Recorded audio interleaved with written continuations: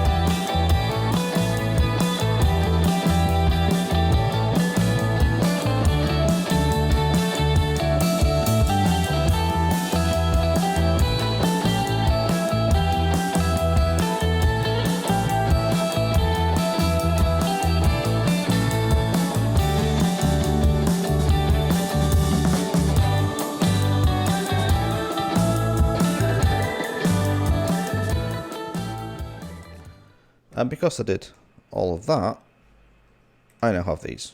So those chests over there, they're gone. But I now have these. A ton more stone and a ton more dirt. And as you know, I don't have any more space for the dirt, and I probably don't have enough for this stone. But it's alright. These can stay here because these are a lot closer to the village. And I'll probably need them around here for doing other things. So they can stay. I'm alright with that.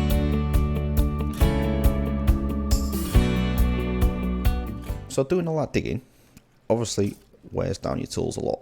But I do have mending on these, and I do have this little area for repairing my tools, which is great. But I do have a problem with this because I've been using it a lot, and these chests fill up so quickly. Especially these ones, because as I'm playing on hard, there's a very high chance of getting enchanted armor and buzz from the skeletons. So what I've been doing, which is not ideal, is just moving things out here. So I have been sorting it. Look at all this. Okay, so let's go through the plans I have for this area. So what I want to do is break out this wall and put my enchanting area here. So all the hoppers currently go into the back of these chests, which, as I said, fill up really quickly. So what I want to do is change the hoppers so they're pointing this way, and all of this will be hidden by the bookshelves and enchanting area. It's going to be the same on this side as well. So these hoppers will come this way. And on this one, there'll be a non-stackable item filter. So that will take out all of the bows and all of the armor. And then that is going to get sent across to some chests over here. And then on this side, obviously it's just the string and the spider eyes. So that'll just come over this way. And then the bones will come this way as well. I have a dropper going up and sending across over here. I think I just need to do a bit of digging now, clear out some space, and we'll get on with the redstone.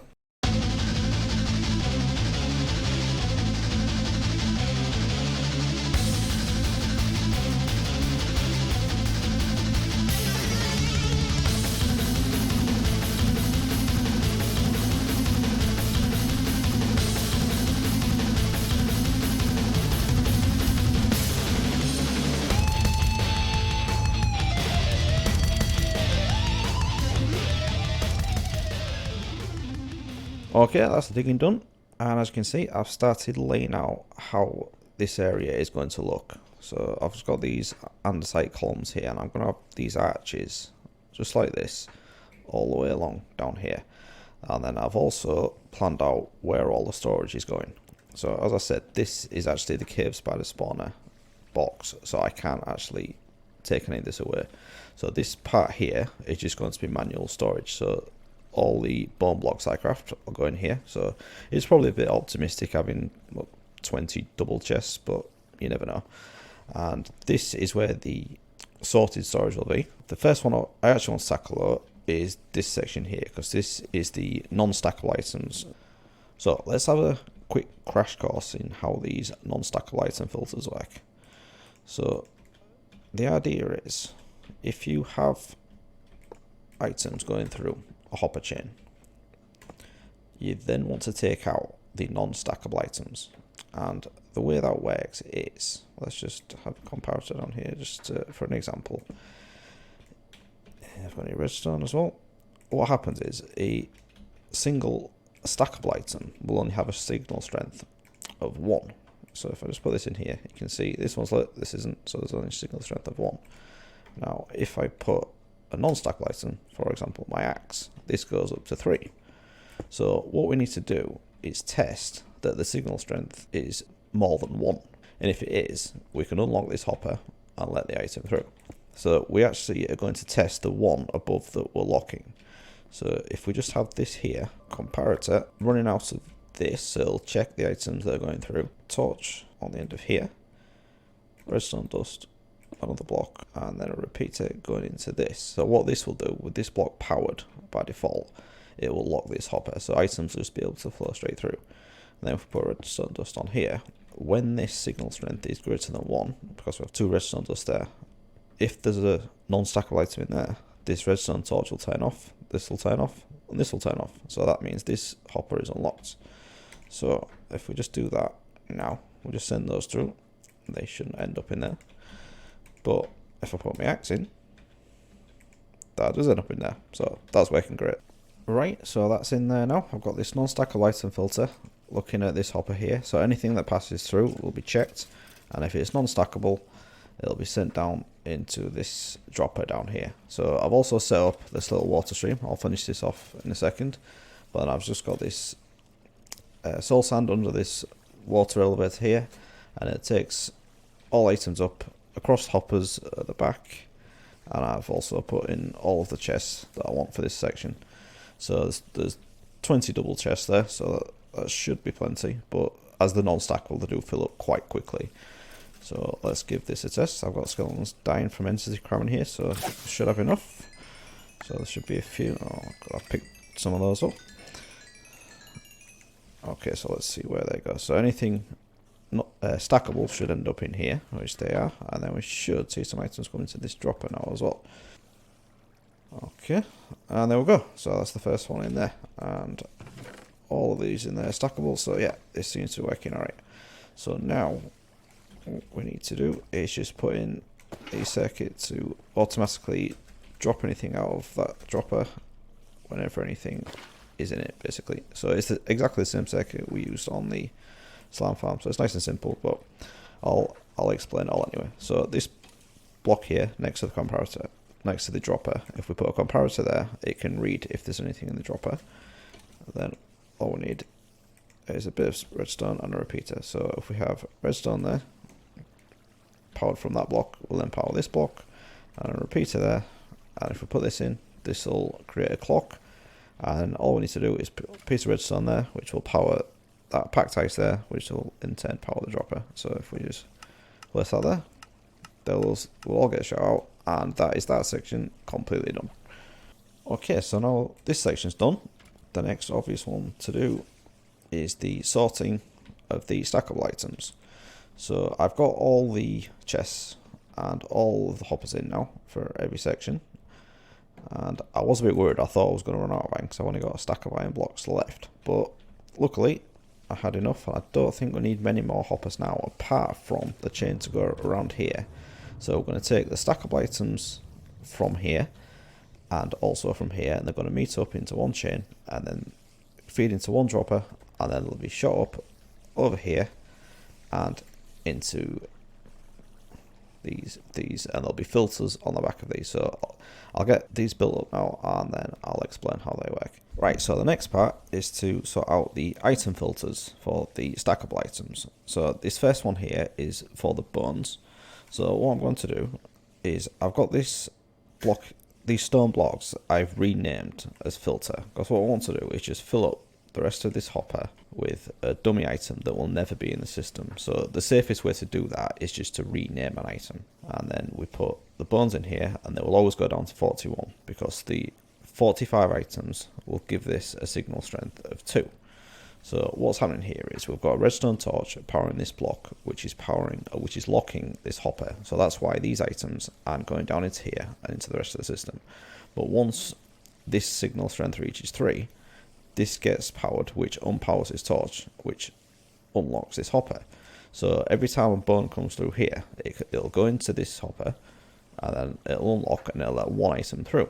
Okay, so I hope that makes a little bit of sense. So what I'm going to do now is just get the rest of these built up, and then I can get on with finishing this off and getting the items flowing through here. Right, so all those item filters are in now. I've got all the filters set up as well, and apart from this end one, I haven't got the rotten flesh over here, so I'll come back and do that another time. But all these filters are working now, so all I need to do is get these hoppers into the dropper at the back, and then all the items flowing across here. But before I do that, I just wanted to get in this enchanting table, because it's obviously going to be in the way, or I don't want it to be in the way. Right, I think that's okay. So that'll give us a level 30 enchant like that. I will get some more bookshelves around the back, just so it looks a bit better. But all I've done this for really, so I can get the hoppers going around the back, and I know where everything is. So let me get this finished off, and I'll be right back. Alright, so as you can see and hear, this part is done. I've got the hoppers going all the way around the back, and they go into this dropper, and then we've got our standard auto dropper firing the items into this water stream, and then they go across this packed ice and across the item filters and into the chests. So that's it. That's the main part of this project completely done now. And I haven't mentioned what I'm doing here yet. What I want to do is bring across 3 villages. So one for the rotten flesh, one for the string, and another bonus one, because I haven't decided which one to do. It'll probably be another string, because I think I'm going to use this farm more than I'll use the zombie spawner over there. But I think before I get that done, I want to do some decorating in here, because this is looking a bit rough, and I've still got these diorite marks on the floor. So my idea for this area, and all of the underground really, was to make it look like a sewer. I've got a bit of a plan. I've come up with a design that I want to put in here, so I'm going to get on with that now, and we will see how it looks. Okay, so there is the design, all done and dusted. I'm very pleased with how this has turned out. I've gone for a lot of the mossy cobble and mossy stone bricks, and obviously that works really well with the effect we're going for down here. And also I've put this little stream in with the stairs, which are all waterlogged, and with us being in a swamp as well, I think this horrible dirty water colour works really well with the dungeon type feel that we're going for. So everything's hooked up now, and I've even added in the hopper stream from the zombie spawner over there, and it goes into this hopper chain back here before the non-stackable item filter, because obviously the zombies also drop armor as well, so that will be going into here. So as you can see, we are getting a lot of the non-stackables already. But now, the last thing to do is just get these villages in. I've started adding this tunnel down here. This way goes towards my village, and this way is towards the slime chunk. As I've dug this out, this does actually go right to the slime chunk, and then up to where the villages are. So I'm going to grab the 2 that I want out of there, and then just bring them over here with minecarts, and it should be fairly stress-free, although I have found out recently that this chunk right here is also a slime chunk, so hopefully that will cause any problems. So I'll get these tracks laid, and I'll be right back. And 4 stacks of rails later, I've got all this track laid out, and we're ready to transport some villagers. I want you. Yes. Right, that's the first one. And that's the other one. So I also need to take this, and this. Right, let's do this. And of course I don't have another minecart. Well, that was pretty stress-free.